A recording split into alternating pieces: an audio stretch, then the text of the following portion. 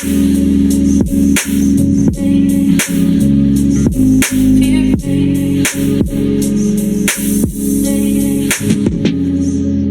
mundo. Pero a veces nuestro punto débil es, necesitamos también casos de empresas normales.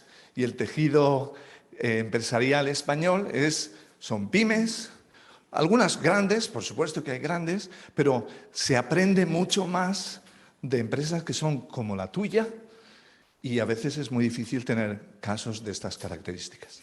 Y en ese contexto llegamos a un acuerdo, DIRSE, la Universidad de Navarra y el IES, es decir, vamos a hacer una llamada de casos, vamos a preparar una serie de casos que importan mucho en nuestro sector, que tienen que ver con, yo lo veo, digamos, yo me dedico a la crisis y por tanto para mí yo lo veo todo con el prisma de crisis, ¿no? O sea, este es el defecto, ¿no? Quien tiene un martillo ve todo con figura de clavo, ¿no? O sea, esto es, ¿no? ¿Dónde le doy al martillo? Y uno de los temas más importantes de prevención de crisis son todos los temas que tienen que ver con sostenibilidad en sentido amplio, temas de gestión de la energía, de gestión de recursos, de gestión de derechos humanos, de gestión de toda la cadena de valor, gestión digamos, de la justicia con los empleados, de buena gobernanza, de lucha contra la corrupción. Todos los temas están en las categorías ESG. Y entonces, vamos a ver cómo entre los tres, tanto la Universidad de Navarra como DIRSE, como el IES, vamos a ver si tenemos casos y además tiene la gran ventaja que al entrar en la biblioteca de casos no solamente están disponibles para los profesores de la casa, sino también para todas las escuelas de dirección del mundo. ¿De acuerdo? ¿Y por qué en el IES? Lo hacemos en el IES porque hay un departamento, que es el departamento que dirige Cristina. Espero que no me esté oyendo ahora mismo, pero en fin, sí. Digamos que gestiona o dirige programas de formación también, no solamente para empresarios, sino también en el sector público y también en el sector de organizaciones sin ánimo de lucro, ¿no? El PSL. Entonces, el de liderazgo social. Y son temas que en el IES siempre han estado presentes y desde hace unos años queremos darle más presencia y esto se engloba en este proyecto. Pues ya no me alargo más. Entonces le doy la palabra a Alberto y empezamos ya a explicar este acuerdo entre estas tres partes y en qué va a consistir el proyecto. Muchas gracias, Yago. Sí, ya está. Vale, como decía Yago, tenemos un poco el acuerdo, dejadme que os lo cuente, y luego tenemos un diálogo entre Paco, Román y yo sobre una cosa que hemos llamado los desafíos de la empresa española, sobre todo con todo el paquete regulatorio en materia de ESG que nos viene de la Unión Europea y que justo al hilo de esos desafíos vienen varios de los casos que hemos visto. Rápidamente el acuerdo, como decía Yago, el acuerdo de alguna forma tiene un triángulo que por una parte está el IES, método del caso, por otra parte está la Universidad de Navarra, donde lo que hemos planteado es que esos casos se conviertan en TFG o TFM por parte de los alumnos, tanto de grado como de posgrado, y luego está DIRSE, que proporciona los casos, ¿no? Nos parecía que involucrar a estas tres partes tenía sentido. El IES, como decía Yago, tiene método del caso y la universidad tiene muchos alumnos que preparan sus TFGs y sus TFMs todos los años. Orientar los TFGs y los TFMs a realización de casos era interesante. A los alumnos les damos oportunidad de trabajar en el día a día de las compañías. De hecho, aquí tenemos algunos que están trabajando, que ya han trabajado. Y luego, pues, DIRSE proponía los casos. Hemos utilizado un poco todo el rango del mundo ESG en su amplio espectro. Y con eso un poco lo que hemos visto es que tenemos casos que van desde cómo se descarboniza una empresa, que ahora lo contaremos, que es el caso de Nagas, hasta otros casos más de governance, que es cómo introducir los criterios de ESG en el Consejo de Administración, que es el caso de Cepsa, que también lo contaremos.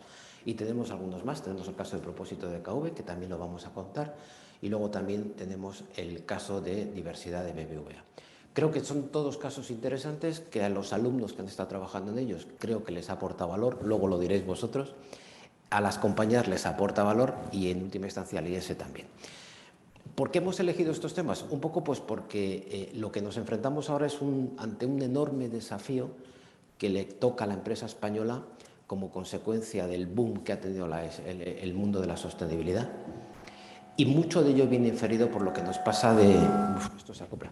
Y mucho de ello nos viene inferido sobre todo por todo el paquete regulatorio que nos viene de la Unión Europea.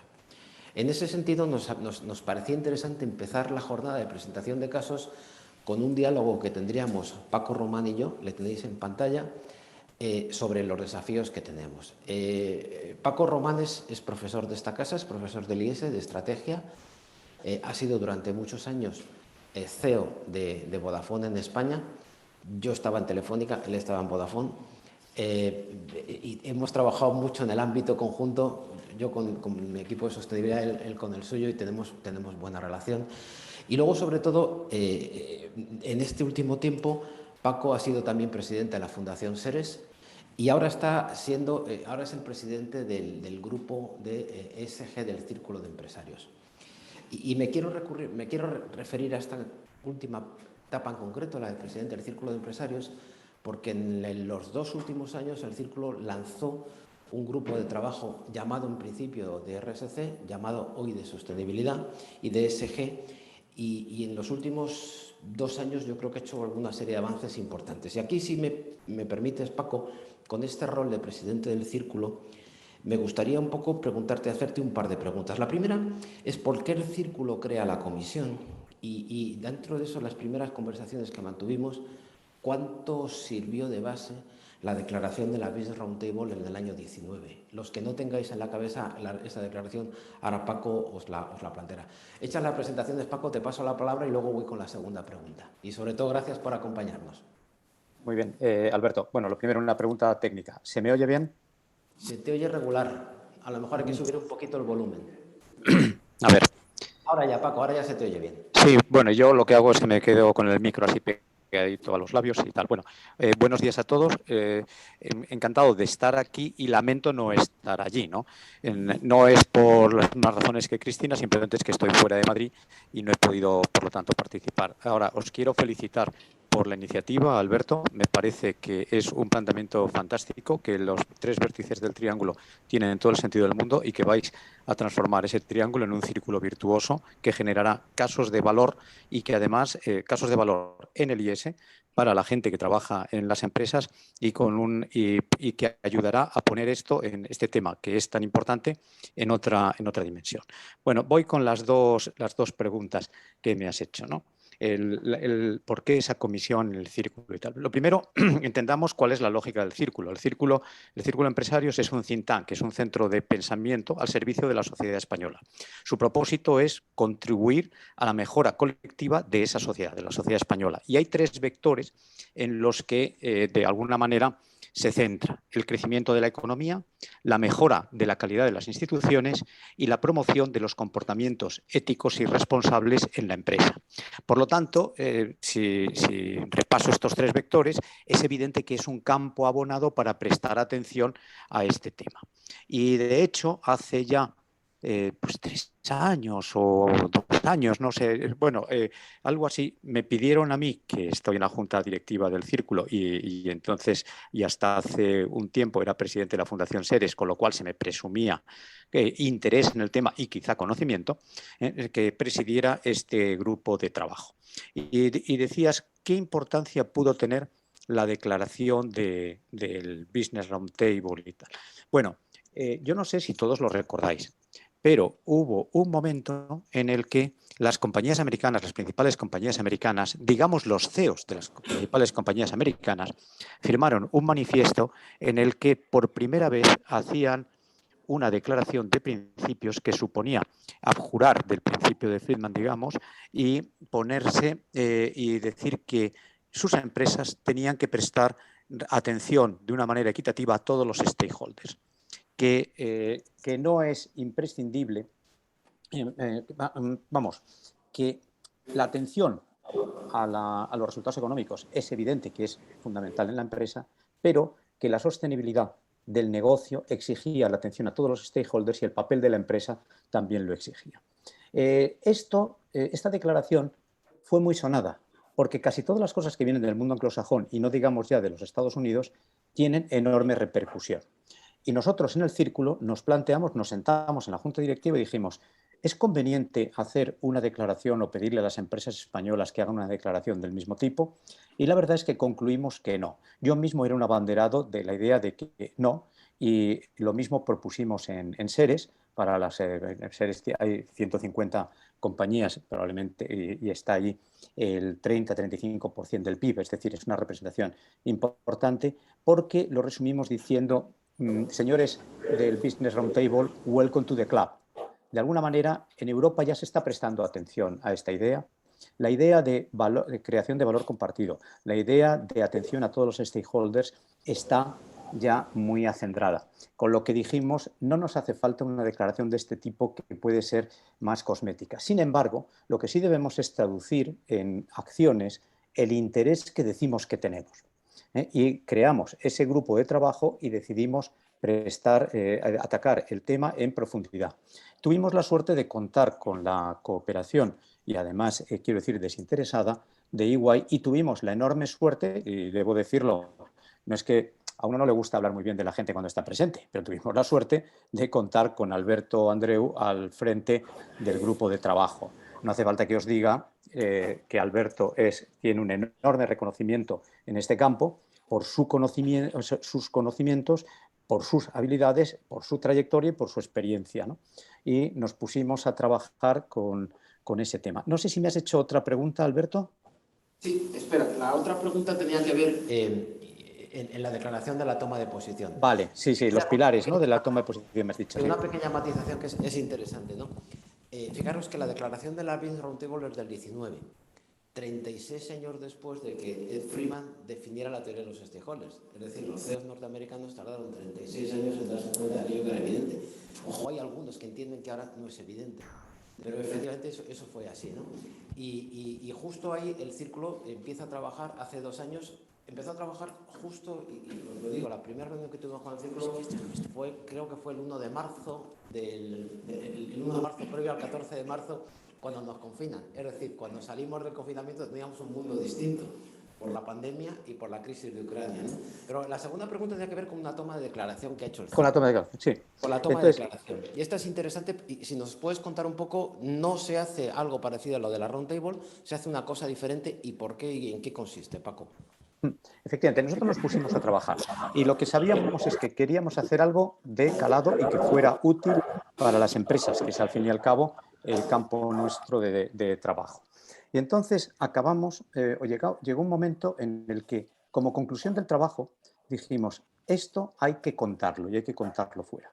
Y decidimos manifestarlo en una toma de posición que no fuera estridente, pero que sí tuviera la solidez de un buen trabajo detrás, un buen trabajo de reflexión, con datos y con recomendaciones. En esencia, las líneas maestras de esto era, lo primero es el reconocimiento y la exposición, que claro, os parecerá a todos obvio, evidente, y estamos aquí, pero entended que nos dirigimos al mundo, o sea, y a las empresas, ¿no? El reconocimiento de que la empresa es el motor de desarrollo y de creación de valor en la sociedad. Lo segundo es que no es meramente eso. Una empresa crea valor económico y además va dejando una huella, es un importante actor social, y de ahí la importancia de atender a todos los stakeholders. Lo tercero es mirar el momento que estamos viviendo ahora mismo y abanderar el impulso de sostenibilidad, que es, yo diría, mucho más que una moda, es una tendencia muy clara y es un impulso que viene de nuestro entorno económico, que es la Unión Europea. Lo que pasa es que ese impulso no es solo una serie de consignas, sino que viene impulsado y arropado por toda una normativa que es en lo que va a cristalizar el modelo. Y lo que dijimos y nos pusimos a trabajar con el grupo, y el trabajo realmente lo lideró Alberto con recursos y con compañeros de EY, es estudiar todo eso que ellos llaman el tsunami regulatorio, es decir, toda esa aluvión de normativa que viene, cuál es la posición de la empresa española, cómo es el tamaño del desafío que le supone, y que eso acabase en una serie de recomendaciones para los actores, para las empresas, para las administraciones públicas y para los y bueno, pues para todo. Y este fue el espíritu de la toma de posición cuya presentación hicimos, Alberto, fue hace un mes quizá, ¿no? O algo así.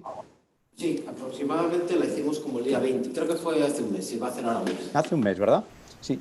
Oye, pero entonces, Alberto, porque yo aquí, además de, o sea, no es que te esté haciendo la pelota porque eso me cuesta poco, ¿no? Porque yo tengo gran admiración por Alberto y el trabajo suyo. Y además un enorme agradecimiento por haber dirigido nuestro trabajo en el círculo, ¿no?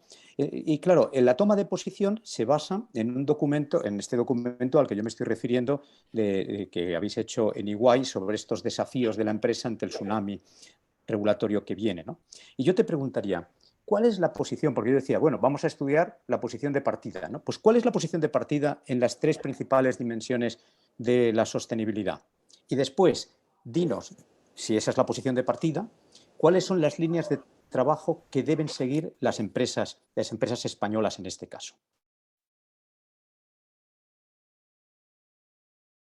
En el caso de Cepsa, para los que no la conocéis, somos una empresa energética y petroquímica, sobre todo orientada hasta ahora en energía fósil, con lo cual un reto importantísimo por delante. Aquí hemos visto pues, datos que a mí siempre me viene a la cabeza que hay que tener muy presente la diferencia entre empresas cotizadas y no cotizadas. Y somos un caso especial porque somos una gran compañía no cotizada ya desde hace algunos años, ¿no? Entonces eso te pone también en una situación diferente. Hace 2 años aproximadamente recibimos el mandato de nuestros accionistas, que son 2 fondos de inversión, de dar un impulso fortísimo a la gestión en sostenibilidad. Para nosotros no era algo nuevo, digo, para el equipo que llevábamos empujando la sostenibilidad con muchas funciones más, desde un ámbito sobre todo de comunicación y, por tanto, muy centrado en el reporte. Desde 2004 estábamos reportando información no financiera, mejorándola y, por lo tanto, éramos muy conscientes de los gaps que teníamos, de hacia dónde teníamos que ir. Ese no era el problema, o sea, no lo habíamos hecho más que desde el punto de vista de información, porque el criterio que tuvimos siempre fue hay que mantener los estándares de una compañía cotizada, si no, esto no se construye de la noche a la mañana. Con lo cual, datos teníamos, sabíamos dónde estaban los gaps, pero ¿qué sucedía? Que las estructuras de la compañía no estaban preparadas para dar el salto con la velocidad en que necesitamos actuar, porque tanto la transición energética como la acción climática, obviamente, son temas muy de acción que requiere acción muy urgente, ¿no?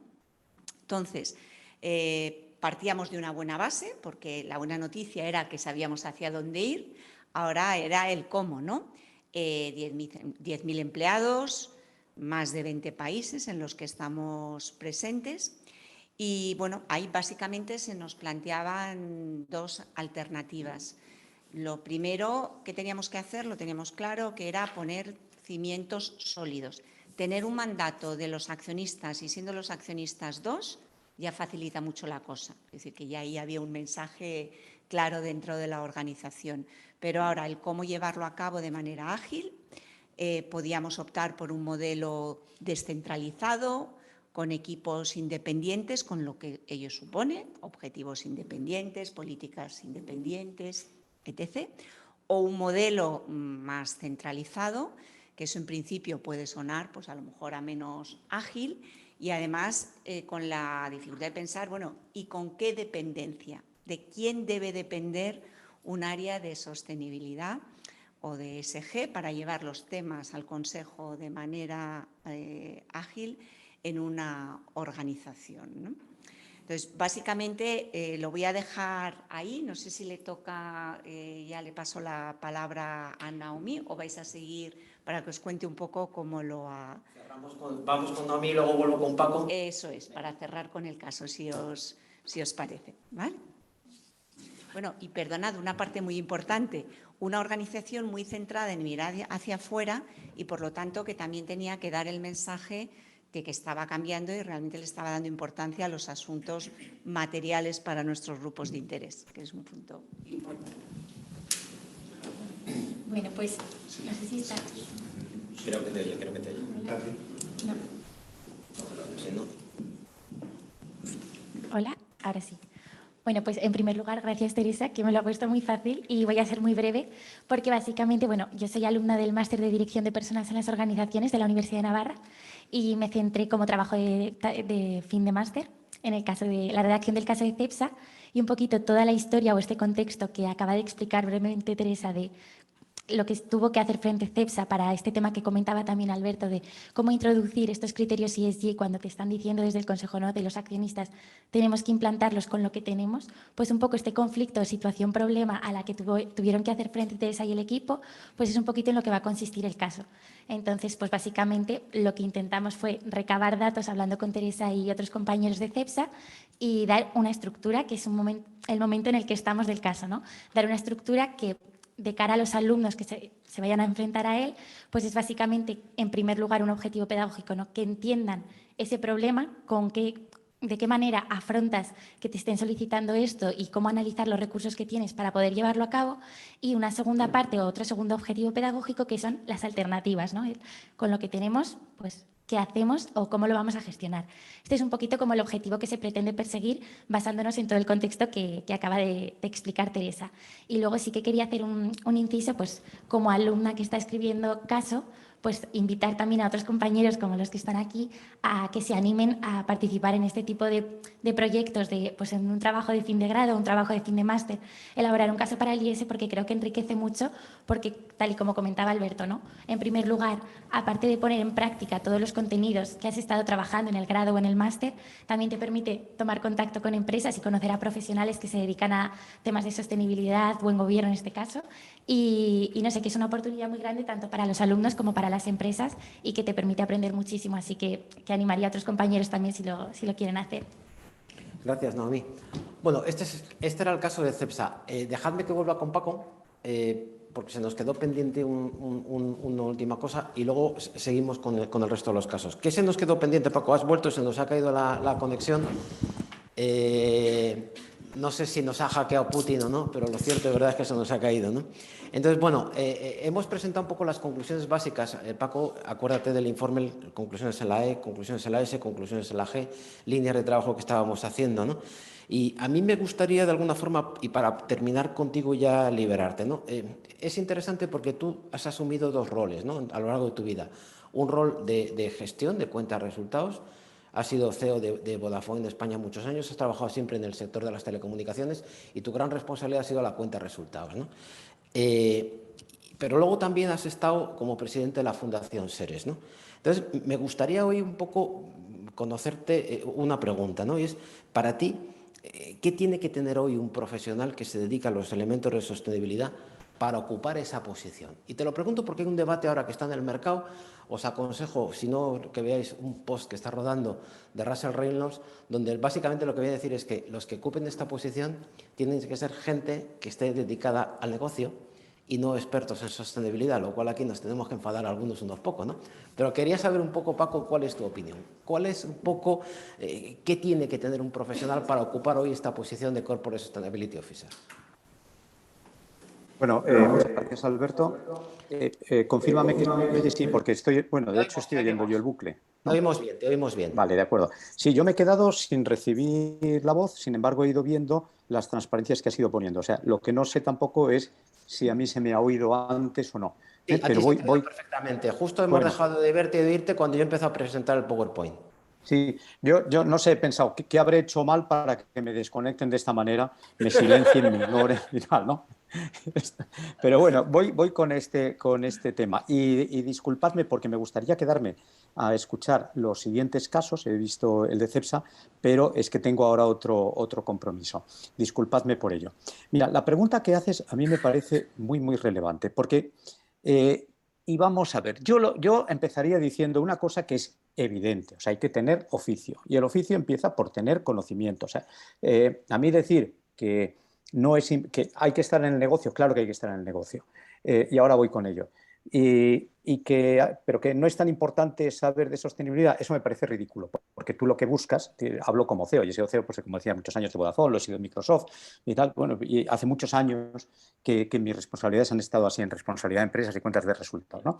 Y entonces, sé lo importante que es el conocimiento en cada función y en cada especialidad. Pero voy a otro punto, que es el que a mí me gustaría resaltar.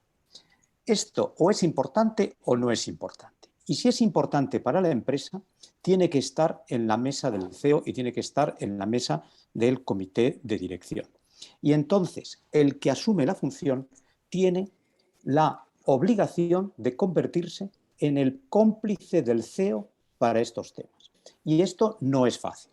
A mí me ha tocado hacer turnaround de una compañía y tal. Entonces, por ejemplo, la dirección de recursos humanos es tu mejor cómplice. Y elijo la palabra cómplice, podría elegir partner, podría elegir socio, compañero, lo que sea. De lo que se trata es de estar ahí.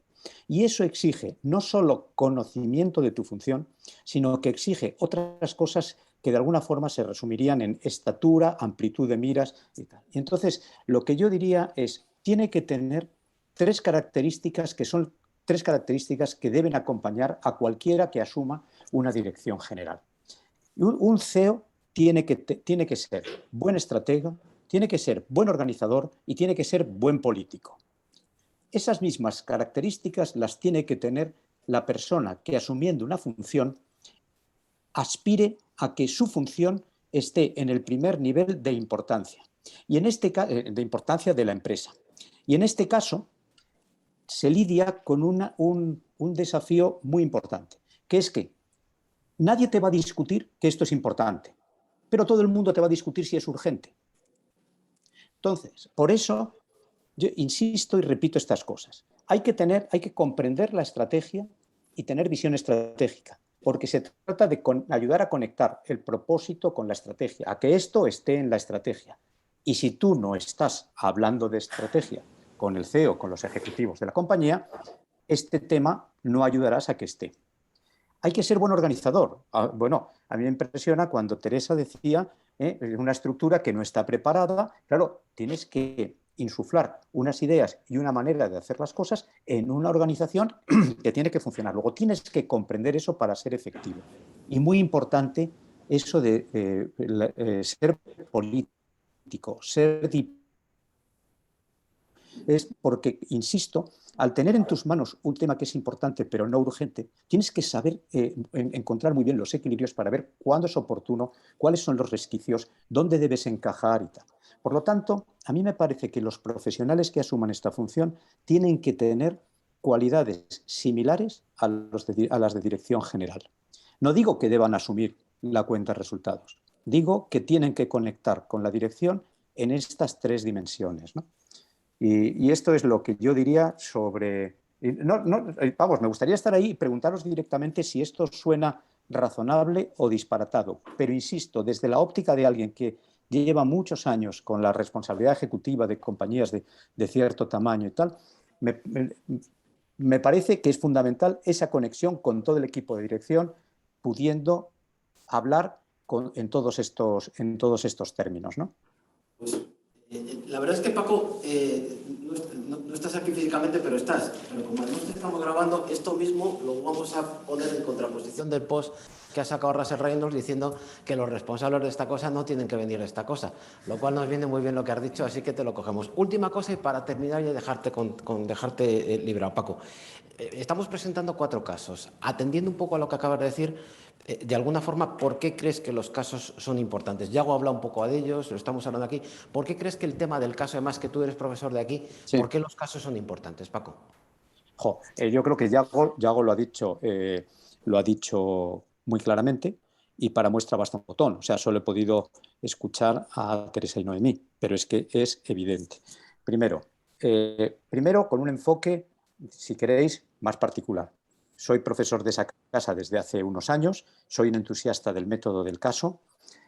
Me parece que es la mejor manera de recrear situaciones para la formación, para ayudar a la formación de directivos y de personas con distintas responsabilidades dentro de la empresa y, consecuentemente, que estos temas formen parte del banco de casos me parece fundamental para que, en general, los directivos y las personas con ciertas responsabilidades de gestión vayan familiarizándose con esto y esto forme parte de la vida cotidiana. Es decir, que de la misma manera que tienes un caso de liderazgo, que tienes un caso de finanzas o de valoración de proyectos, que tienes un caso de la estrategia empresarial, que tengas un caso a grandes rasgos de sostenibilidad, porque es uno de tus quehaceres, porque es una de tus responsabilidades, porque es uno de los temas a los que has de prestar enorme atención, ¿no?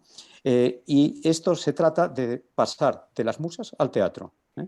Y por eso los casos tienen que tener, esto es en lo que nos ayuda a los casos, que es algo práctico, que es algo pragmático, que es el hacer que las cosas ocurran.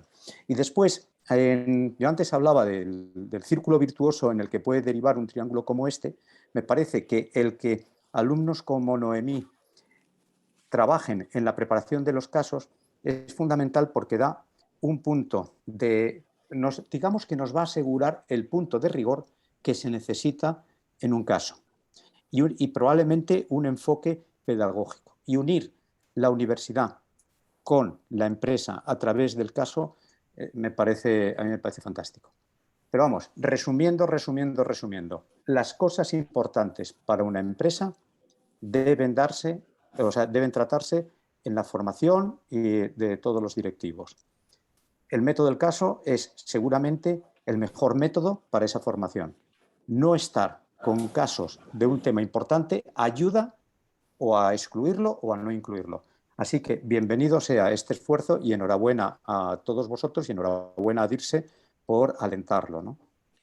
Pues muchas gracias, Paco. Te dejamos libre y pasamos al siguiente caso. Venga. Pues muchas gracias Claro, y gracias, que la Paco. jornada sea Cuídate. estupenda. Gracias, Hasta Paco. luego. Un abrazo Muy bien, a todos. pues si os parece, bueno, muchas gracias por haber presentado el caso de CEPSA. Pasamos a Enagas. Está José Miguel Tudela, director de Sostenibilidad y de Acción Climática en la compañía. Pues muchísimas gracias. Bueno, muchísimas gracias a IES y a DIRSE por invitar a Enagas. Yo creo que, bueno, muchos hemos sido alumnos de IES y el caso, digamos, que lo hemos vivido en cerca, ¿no? El método. Entonces, el poder siquiera formar parte de un caso, a mí es algo que me hace una especial ilusión, ¿no? Entonces, agradecer pues, que hayan podido pensar en Enagas, al menos como candidato a esto, ¿no?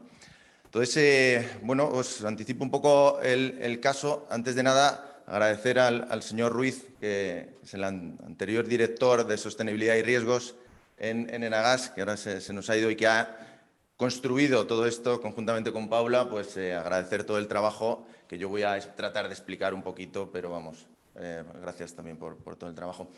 Entonces, el caso de Enagas pues, un poco se posiciona en los antecedentes que teníamos en 2010, donde en Enagas pues, teníamos progresivamente una disminución de ingresos a nivel del sistema retributivo. En Enagas, para quien no nos conozca, somos como el Redeia o Red Eléctrica del Gas, ¿no? A nivel de tubo grande, autopista del gas. Entonces, estábamos reduciendo progresivamente nuestros ingresos a nivel del sistema español. Entonces, en 2010 hay dos hitos importantes. Uno, Enagas empieza a internacionalizarse. Hemos empezado a coger países, a coger proyectos con nuestro negocio tradicional. O sea, estamos ya presentes en más de 8 países. Entonces, es un evento importante. Y otro hito importante es todo el crecimiento del ámbito de sostenibilidad, que a partir de 2008-2010 empezamos a funcionar pues, confrontándonos con el Dow Jones Sustainability Index, que antes Alberto comentaba, y que bueno, pues hemos crecido mucho en ese ámbito y que creo que ha sido muy útil para potenciar la ESG en Enagas, ¿no? Entonces, es una foto global, una foto transversal, que ahora cuando comentabais si el responsable tiene que ver, no sé si tiene que venir o no, pero tiene que conocer el negocio y tiene que aliarse con todas las partes del negocio, ¿no? Tiene que ser muy transversal. Entonces, bueno, puede serlo sí. Todo el espíritu de los responsables de sostenibilidad yo creo que es tratar de desaparecer a futuro porque está súper integrado, ¿no? en la compañía. Ahora, mientras esto no está, hay que empujarlo. Y yo creo que todavía queda tiempo para empujarlo y eso, pues, yo creo que los que estamos en el mundillo, pues por lo menos el empuje hay que darle. Entonces, desde ese año, Enagas, comentaba Teresa antes en cuanto a participación, nosotros tenemos el 90% de free float. ¿Qué supone eso? Los inversores nos están presionando cada vez más con, oye, tendencias punteras, requerimientos, regulación, tsunami, comentaba antes Alberto, Entonces, este esquema, a nivel de materialidad, aunque la sostenibilidad es global, para una empresa energética, el foco de la materialidad está en la parte medioambiental y nos estaban pidiendo descarbonización, descarbonización y descarbonización. Además, descarbonización no como un desiderátum a largo plazo, sino descarbonización ya, ¿no? La urgencia que comentaba Alberto. Entonces, ante esto, pues Enagás coge un compromiso claro en línea con los compromisos de la Unión Europea. Recientemente hemos acelerado ese compromiso a nivel de neutralidad, pero el tema era decir, oye, ¿cómo compatibilizamos ese crecimiento a nivel internacional con las distintas alternativas que podemos tener a nivel estratégico? Y ahí es donde se posiciona pues, el caso, las alternativas del caso, que ya Paula ha analizado muy bien, en cuanto a por dónde ir, ¿no? Había una parte que podía ser decir, oye, nuestro business as usual, nuestro core business, sigamos con ese enfoque de tubo tradicional, con expansión internacional, pero no cambiamos foco. Intentamos inyectar algo más gas renovable, pero según nos vayan demandando. Era una primera foto y un primer escenario factible. Segundo, pues un escenario algo más extendido de ese core business, el extended core, que se llama creo en el caso, ¿no? ¿En qué consiste? En decir, oye, con ese mismo core business cojamos servicios y actuaciones adicionales. Llámese, pues, plantas de licuefacción. Llámese, por ejemplo, poder avanzar en servicios que hasta ahora no se tenían. O llámese, pues, poder hacer small scale, que es distribuir pues, también GNL a los buques. Bueno, pues amplía tu cartera de servicios, ¿no? Era el segundo escenario. Y luego había un tercer escenario que es el new business, ¿no? El que es, oye, gira bastante radicalmente con esto. Potencia lo que son los gases renovables, potencia lo que es hidrógeno, potencia lo que es el biometano, ¿no? Tenemos aquí, está Nuria también, que somos cómplices en esto, ¿no? Con Naturgy y demás. Entonces, yo creo que es otro ámbito, que era otro escenario factible, ¿no? Entonces, pues yo creo que en esa disyuntiva es donde el caso se ha posicionado a analizar, donde, bueno, ahora mismo estamos con un nuevo plan estratégico, que alguna pista por ahí, pues nos hemos copiado del caso, porque claro, al final hemos tenido que tirar del caso para hacer nuestra estrategia. Y nada, pues ahí es donde Paula ha hecho un gran trabajo y está en ello, y agradeceros de nuevo pues todo el trabajo, tanto de Irse y Ese como el de Paula respecto al caso de Enagás. Gracias. Y yo creo, efectivamente, seguimos la estructura, ¿no? Pues entonces Paula nos contará un poco ese gran trabajo que ha hecho respecto al caso. A ver, espero que no diga lo contrario a lo que he dicho yo. Por la cuenta que le trae. Bueno, pues en primer lugar, daros gracias a todos por estar aquí, a Dirce, al IES y en especial a José Miguel y a Carlos. La verdad que yo soy alumna ahora mismo estoy haciendo el máster en Ingeniería Industrial, y que vais a decir, bueno, una alumna de ingeniería, ¿no?, ¿qué hace haciendo un caso? Pues la verdad que lo que hacemos los ingenieros es básicamente eso, ¿no?, tener un problema y encontrar soluciones, lo que se basa en la metodología del caso. Y la verdad que en un primer lugar para mí fue un reto bastante difícil, ¿no? Yo presenté ya el caso en agosto, septiembre, y fue mi proyecto de fin de grado. En un primer lugar dije, pero ¿yo qué voy a hacer, una ingeniera, ¿no? ¿Cómo va a hacer un caso? Pero la verdad que para mí ha supuesto una gran oportunidad, he aprendido muchísimo, ¿no? Y al final, ¿cómo he enfocado yo el caso? En primer lugar, lo que hice fue contextualizar la empresa, ¿no? El sector gasista o el sector energético, mejor dicho, es algo que está a día de hoy en boca a boca. Todo el mundo habla de ello, ¿no? Después del Repower EU, de toda la guerra de Rusia, etc. Pero el problema principal, ¿no?, que tenemos todos en esta sociedad ahora mismo es el cambio climático, ¿no? En la Unión Europea, exactamente, gracias al Green Deal, Fit for 55, que son muchas políticas ahora mismo energéticas que se están llevando a cabo, nos están facilitando el que nosotros ahora mismo invertamos mucho dinero en todo el tema sostenible. Y fue lo que, en un primer lugar, dio pues, lugar a nuestro caso. Entonces, mi primer enfoque fue, básicamente, descarbonizar la cadena de gas de Enagás.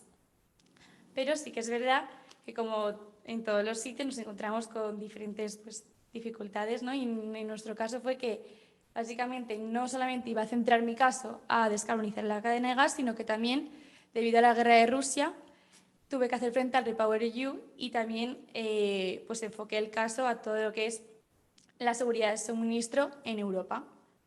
Como ha explicado José Miguel, las alternativas que los gestores tuvieron que hacer frente fueron tres, ¿no? Un New Business Model, que básicamente se basa en que Enagás, bueno, es por ahora la alternativa que está buscando, ¿no? Que es haberse simplemente centrado en las renovables. De hecho, han creado una nueva empresa llamada Enagás Renovables y a día de hoy trabajan con hidrógeno verde y biometano. Hay 30 proyectos en hidrógeno verde y 20 biometano. Pero ¿qué pasa con todo esto, no? Todo parece muy fácil y dices, jo, pues ahí vamos allá, ¿no? Pero la cosa es que el hidrógeno verde sí que es verdad que dices, jo, con lo fácil que se consigue el hidrógeno, simplemente electricidad y agua, pero a día de hoy no hay mucha producción en España, ¿no? Y además el poder calorífico del hidrógeno verde es 1/3 del poder calorífico del metano, por lo tanto, ahí tenemos un problema. Y por otra parte, el biometano, que decimos, jo, tiene el mismo poder calorífico, por lo tanto, vamos a por ello. Tenemos otro problema, que no hay producción, ¿no? Al final, el biometano se consigue a partir de las materias primas, ¿no? De desechos, y no hay producción en España. Pero ¿qué pasa? Que Enagás es ahí donde toma frente y dice, vamos a desarrollar, ¿no? Todos estos proyectos, y fue ahí en junio cuando Arturo, pues el consejero de Enagás, presentó el plan estratégico, donde ves cómo una empresa de este calibre, ¿no? Está invirtiendo tanto dinero en proyectos de sostenibilidad que a mí me parece una pasada, ¿no? Y fue ahí donde dije, que cómo me he enriquecido todo este caso, de ver cómo proyectos de este calibre están llevando a cabo. Y finalmente eso, que yo como alumna, ¿no? Pues Rafa y yo, que somos de la Escuela de Ingenieros, nos hemos dado cuenta que la vía no es simplemente un problema de mecánica y seguir para adelante, sino que hay muchos más problemas en la vida cotidiana en los que podemos hacer frente. Y nada, gracias a Enagás por haberme dado la oportunidad de poder haber hecho este caso y que sigan adelante, porque la verdad que el plan estratégico que tienen es una pasada. Y nada, pues muchísimas gracias a los dos y a todos los aquí presentes. Y eso, gracias.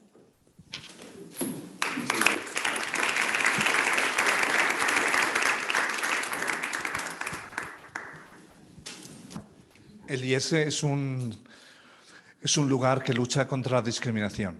Por lo tanto, no te preocupes por ser ingeniera. O sea, aquí aceptamos a todos. ¿Okay? Muy bien, pues pasamos a José Antonio Gallego. Entonces, nos va a presentar el caso BBVA, es el responsable de disciplina, disciplina de diversidad. Eso de la disciplina, no sé si va mucho conmigo, pero... Muy bien. Oye, pues muchas gracias, encantado de saludaros. La verdad es que este caso todavía no lo hemos empezado. De hecho, igual no sé si voy a poder conocer aquí a... Se están conectando, pero les ha fallado ahora el... Vaya, bueno. Voy a intentar a que se conecten. Perfecto. Los alumnos también de doble grado de Derecho. Estupendo. Vale, yo creo que vamos a tratar el tema de la diversidad en BBVA. Yo creo que lo interesante va a ser un caso que se va a poder exportar y lo vais a poder usar en muchos otros sitios. ¿Por qué? La diversidad es un problema en todas las empresas, en todas las sociedades. Si en particular la diversidad de género es un problema no resuelto. Hablamos de BBVA, que bueno, que es una empresa, la conocéis todo, que son 100.000 empleados en más de 20 países. Entonces, quizá no la solución, pero sí el problema al que nos hemos enfrentado lo vais a encontrar en todas partes. Por ponerse el caso, en nuestro caso, una empresa, en el momento que empezamos, hace 5 o 6 años con este tema, pues con más de un 50% de empleadas mujeres, y según íbamos avanzando en los escalones, veíamos de esas 52% de mujeres, veíamos que al nivel directivas estaba por debajo del 30% de mujeres. Ahí hay una evidente discriminación.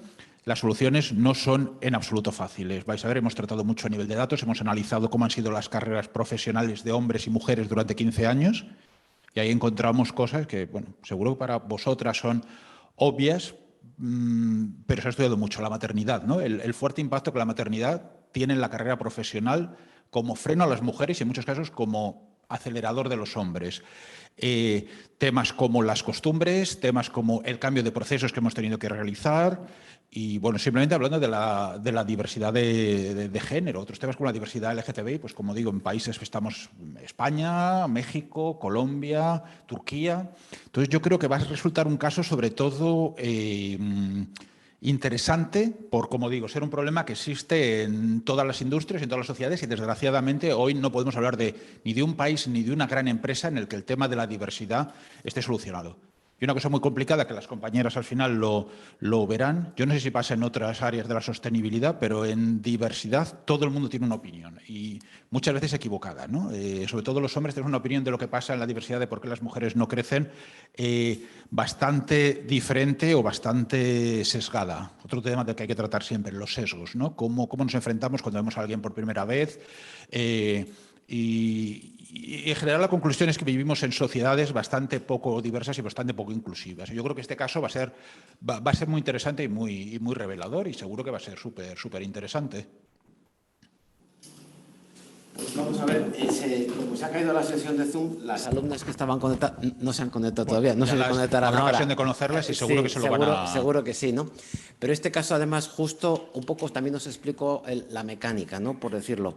Primero, los alumnos preparan el caso y eso forma parte de su TFG o TFM. En consecuencia, sobre eso luego se les evalúa y cuando existe un primer borrador, se le pasa después al profesor del IES que coge el testigo, ¿no? Los TFGs, TFM los dirigimos los profesores de la universidad. Está Álvaro también aquí, yo soy también profesor de la universidad, también doy clase aquí en el PLS. Y una vez que lo terminamos, lo pasamos a los profesores de IES. En este caso, el caso BBVA, el testigo lo cogerá Yago, ¿no? Y el caso de CEPSA, el testigo lo cogerá el profesor Pin, que lo tenemos ahí sentado. Así que nada, os digo a los dos, ¿no? No sé si sobre este tema de diversidad en concreto, además tú tenías mucho interés, Yago, en entender el caso.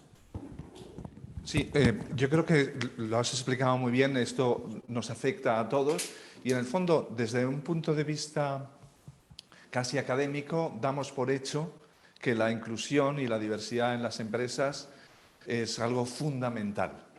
Y a través de casos como el caso del BBVA, lo que nos interesa es decir, bueno, es fundamental para todos, es fundamental porque son modas, es fundamental porque por el ámbito, por la presión de los inversores, es fundamental por la presión de los clientes, es fundamental por la presión regulatoria, por los movimientos activistas, porque es fundamental y vamos a ir estudiando distintos casos de inclusión y diversidad que tienen que ver con el género, pero tienen que ver también con la diversidad, con la diferente capacidad, tienen que ver con la edad, en la que yo ya me acerco, ¿no? O sea, hay que proteger a los mayores, esto es fundamental. Hay que... No estamos suficientemente protegidos. Eso, yo digo, mi último caso en la casa es el caso de Soy mayor, no idiota, y me he sentido totalmente identificado con el título. ¿Okay? Pero también tenemos también de étnica y también de lengua, y el IES está en Barcelona. Tenemos temas también relacionados con... O sea, muchísimos temas y en el fondo se trata de, a través de buenas prácticas como la de BBVA, conseguir si hay realmente detrás de todos los temas relacionados con inclusión y diversidad, si hay una línea roja que nos permite conectar todos estos elementos dentro del propósito, como bien decía antes Paco. O sea, siempre el propósito es lo que nos guía. Muy bien, pues muchísimas gracias. Va a ser el mejor caso, perdón, va a ser muy buen caso. Y pasamos a Silvia Aguñó, que es de DKV, que para mí es una empresa modélica, siempre habéis sido por delante de todos los temas de responsabilidad social corporativa y ahora veo que vais a llevar también liderazgo en este tema. Adelante. Muchas gracias, buenos días. Muchas gracias también por dar la oportunidad a DKV de explicar el caso del propósito.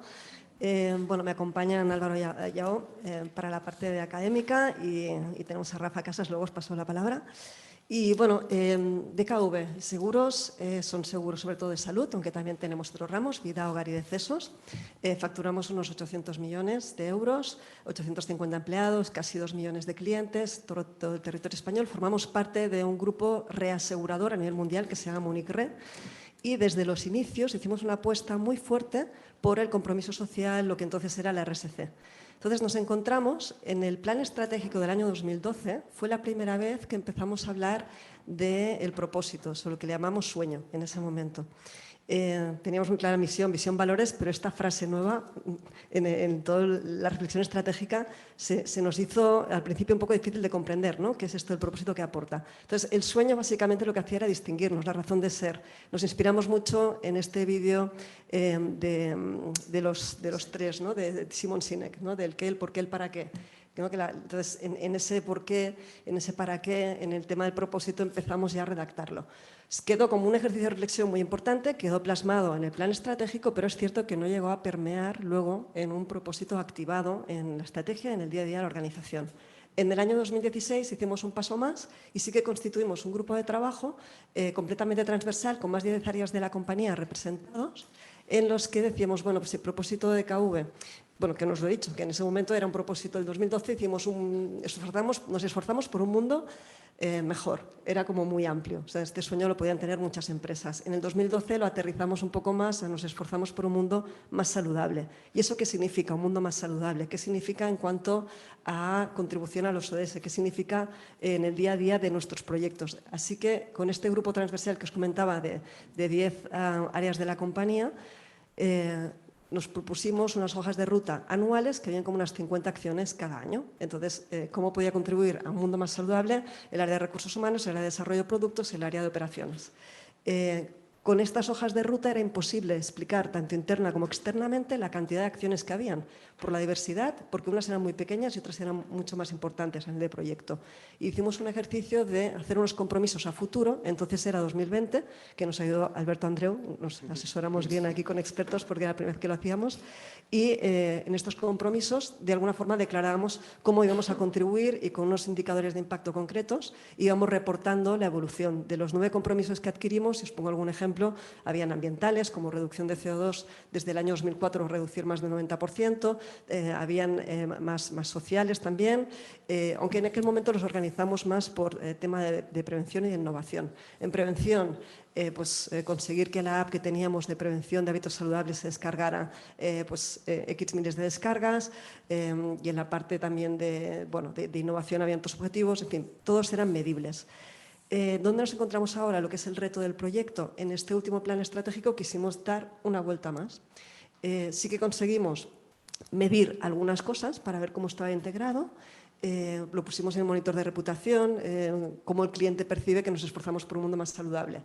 Y sí, lo percibían, sacamos un 74 sobre 100, pero también vimos que muy pocos clientes lo conocían. Los que lo conocían lo valoraban bien, incluso somos capaces de detectar en monitor de reputación que en la medida que el cliente conoce estos aspectos nos puntúa mejor, pero el reto es que lo conoce poco. Y otro reto es que quisimos medir internamente, hicimos un estudio de la fuerza del propósito con la Universidad de Navarra, cómo estaba integrado en el día a día de la organización. Y aunque salíamos por encima del benchmark, sí que vimos muchas áreas de mejora. Vimos que habían áreas que no se sentían tan vinculadas al tema de salud, pues el área de sistemas o el área de los productos que no son de salud en la compañía. Vimos también que el tema del liderazgo podíamos mejorar algunas cosas, que la integración en los objetivos del día a día de negocio podía mejorarse con objetivos compartidos. Y todos estos aprendizajes es un poco el reto que tenemos ahora en este nuevo plan estratégico, en el que tenemos un propósito renovado, porque la matriz sacó el suyo, entonces lo que hemos hecho es coger lo mejor de los dos propósitos y hemos rehecho el ejercicio de compromisos esta vez a 2025. En vez de un grupo transversal que era poco ágil, son 6 grupos y cada uno representa un compromiso y uno de ese en concreto y tiene su hoja de ruta y estos compromisos, pero lo que sí que queremos ahora es ver cómo somos capaces de integrarlo en el día a día, y nuestro gran reto, imagino que en muchas empresas, es competir con las prioridades que hay ahora mismo, porque esto es una prioridad estratégica, pero hay otras prioridades. Entonces, ¿cómo somos capaces de que el cliente lo conozca más? Y también tenemos datos que el cliente de KV tiene menos conocimiento de estos temas que el cliente de nuestra competencia. O sea, ¿cómo podemos llegar al cliente? ¿Cómo podemos permear mejor en toda la organización para que estos proyectos se prioricen y se perciban no como proyectos enfocados a riesgos y a controlar y a cumplir tsunamis, sino como proyectos de oportunidad? Y eso es lo que aporta el propósito. Contribuir a nuestro propósito, en el que tenemos ahora, es actuar juntos para una humanidad más saludable. ¿Cómo conseguimos transformar la organización a través del propósito para que no solamente esté bien bonito en el plan estratégico, sino que esté en el día a día, a partir de los aprendizajes? Y este es un poco nuestro reto ahora mismo. Paso palabra. Sí, gracias.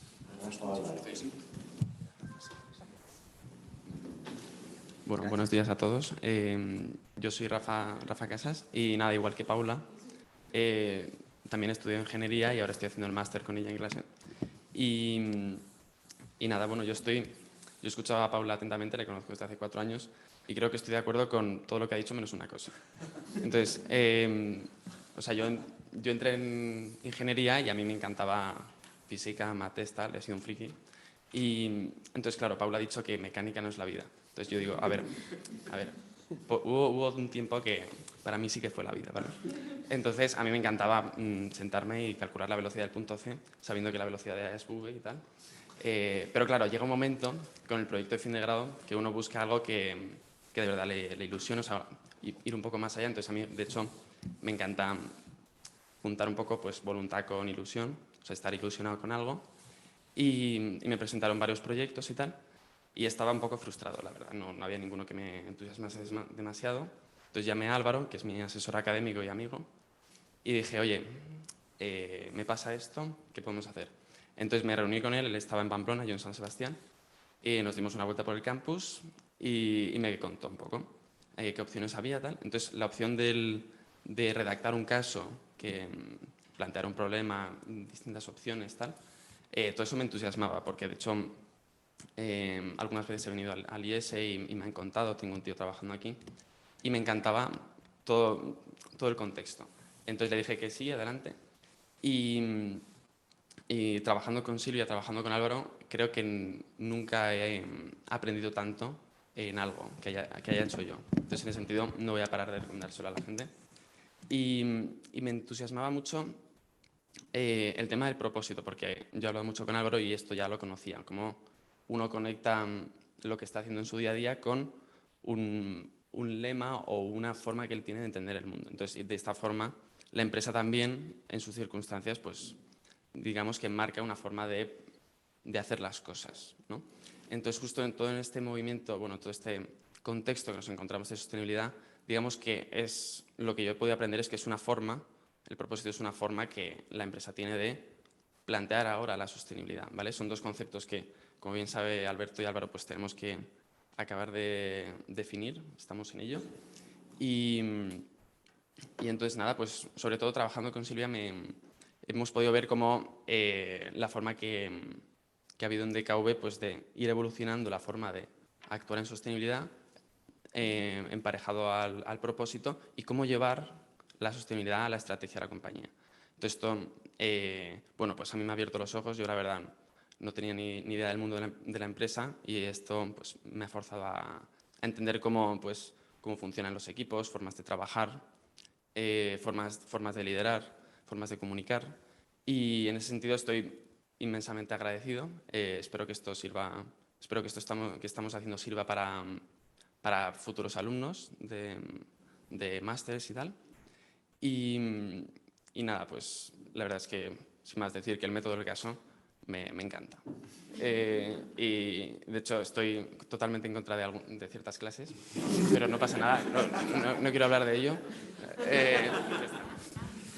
Muy bien, pues para complementar un pelín lo que ha dicho Rafa, bueno, yo soy Álvaro Gio, soy profesor de la Universidad de Navarra y soy el director del proyecto de Rafa.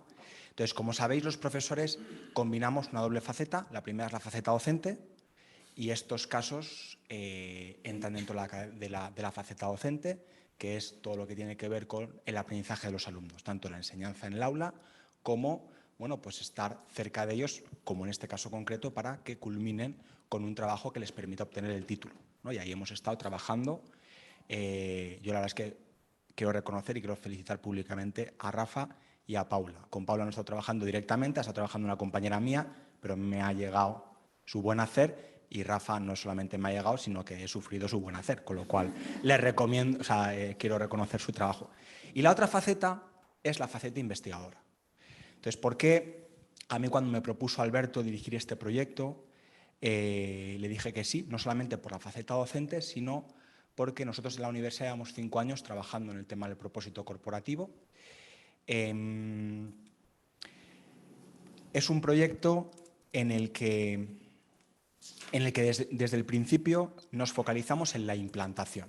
¿no? Hablamos mucho de propósito, me parece que todos estamos de acuerdo que el propósito es un hot topic en el mundo del management, pero creo que el gran reto que tenemos es cómo realmente el propósito se implanta en el día a día de las organizaciones. Llega a la toma de decisiones y llega a las cabezas y al corazón de la gente. Nosotros, iniciamos este proyecto en una escuela de ingenieros y los ingenieros, antes he hablado de sesgos, pues uno de nuestros sesgos quizá es el tema de las evaluaciones. Entonces, desarrollamos una herramienta para poder evaluar hasta qué punto el propósito estaba implantado. Nosotros iniciamos, y con esta herramienta pues lo que estamos haciendo es medir organizaciones concretas. Nuestro primer acercamiento con DKV fue porque DKV, como ha dicho Silvia, que ahora no te veo... vale, perdona. Fue porque medimos el grado de implantación de propósito de DKV y con estos datos, además de intentar ligar esto que siempre se ha dicho, pero que no es fácil en nuestro trabajo en la universidad con la realidad de las empresas, pues lo que intentamos es ofrecer un diagnóstico a las organizaciones que les permita conocer mejor su situación y poder avanzar. Con estos datos lo que estamos haciendo es montar un observatorio de datos sobre la implantación del propósito. A día de hoy pues hemos evaluado más de 60 empresas de 11 países distintos y tenemos datos de más de 15.000 empleados y 3.000 directivos. Y con esto combinamos dos cosas. Lo primero son análisis cuantitativos para ver realmente, cuáles son los beneficios de la implantación del propósito y, sobre todo, bajo qué condiciones el propósito se implanta de un modo más eficaz, que creo que es lo más interesante. Y lo combinamos con estudios cualitativos, no simplemente tener evidencias empíricas, sino poder conocer en profundidad la realidad de las organizaciones y poder entender en profundidad el proceso o el fenómeno de la implantación del propósito, ¿no? Con lo cual, para mí este caso tiene un doble interés, no solamente porque me ayuda a desarrollar mi faceta docente, de elaboración de un material docente, de intentar que los alumnos se formen mejor, sino también porque nos ayuda a profundizar en la investigación que estamos haciendo. La ventaja de tener buenos alumnos, como Paula, como Naomi o como Rafa, es que nos permiten trabajar alineando estas dos facetas, ¿no? La verdad es que para nosotros, como directores de proyecto, pues ha sido una experiencia súper chula, porque trabajar en empresas pioneras pues es una oportunidad muy grande, porque trabajar con alumnos espectaculares pues es una oportunidad, pues un regalo que tenemos los que nos dedicamos al mundo de la universidad. Y vamos a seguir trabajando y vamos a poner todo nuestro empeño pues para que este caso siga avanzando, ¿no? A ver si convencemos al IESE de que realmente tiene calidad para poder ser utilizado en las aulas, y en esto estamos, con lo cual pues muchas gracias y seguimos.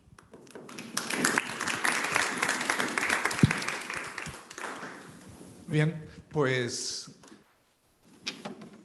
hemos visto 4 casos de empresas excelentes de las que pensamos que vamos a poder aprender mucho y conseguir buenas prácticas para transmitirlas a todas las personas que pasan por estas aulas, de los que aprenderemos en primer lugar los profesores.